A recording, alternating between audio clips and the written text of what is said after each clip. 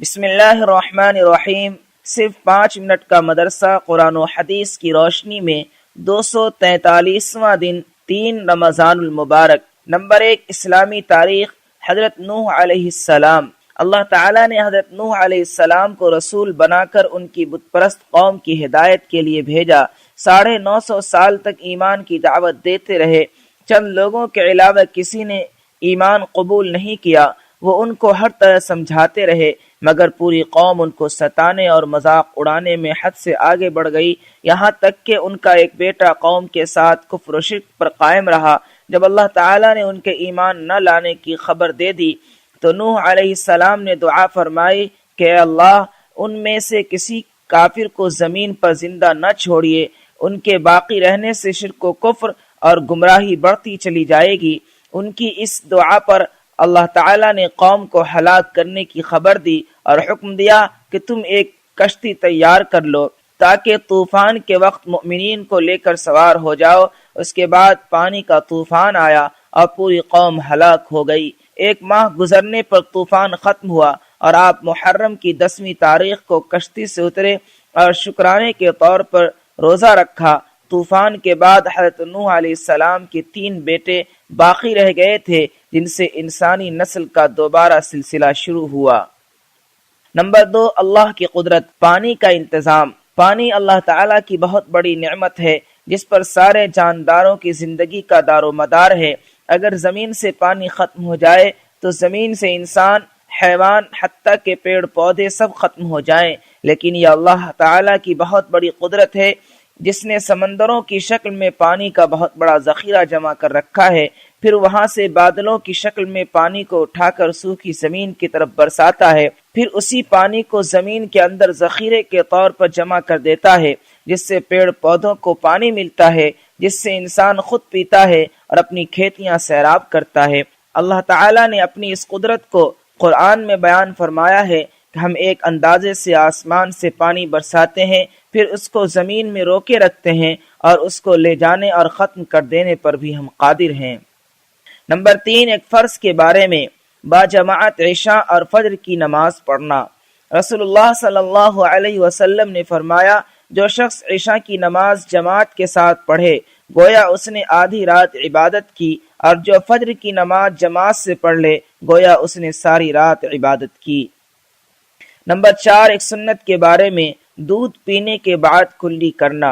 رسول اللہ صلی اللہ علیہ وسلم نے دودھ پیا اور کلی فرمائی اور فرمایا کہ اس میں چکنائی ہوتی ہے۔ نمبر 5، ایک اہم عمل کی فضیلت۔ روزہ دار کو افطار کرانا۔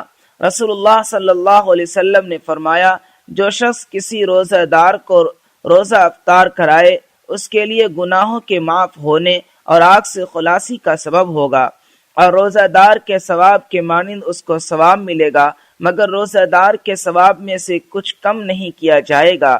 صحابہ رضوان اللہ تعالی علیہم اجمعین نے عرض کیا، ہم میں سے ہر شخص اتنی وسعت نہیں رکھتا کہ افطار کرائے، تو آپ صلی اللہ علیہ وسلم نے فرمایا، یہ ثواب تو اللہ تعالیٰ ایک کھجور سے کوئی افطار کرا دے، یا ایک گھونٹ پانی پلا دے، یا ایک گھونٹ دودھ پلا دے، اس کو بھی مرحمت فرما دیتے ہیں۔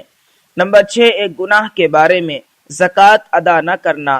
رسول اللہ صلی اللہ علیہ وسلم نے فرمایا، جس شخص کے پاس مال ہو اور وہ اس کی زکوٰۃ ادا نہ کرتا ہو تو وہ مال کل قیامت کے دن ایک ایسا سانپ بنا دیا جائے گا جو گنجا ہوگا اور اس کی آنکھوں پر 2 کالے نقطے ہوں گے، پھر وہ سانپ اس کو اس وقت تک نگلتا رہے گا جب تک بندوں کے درمیان فیصلہ نہ ہو جائے۔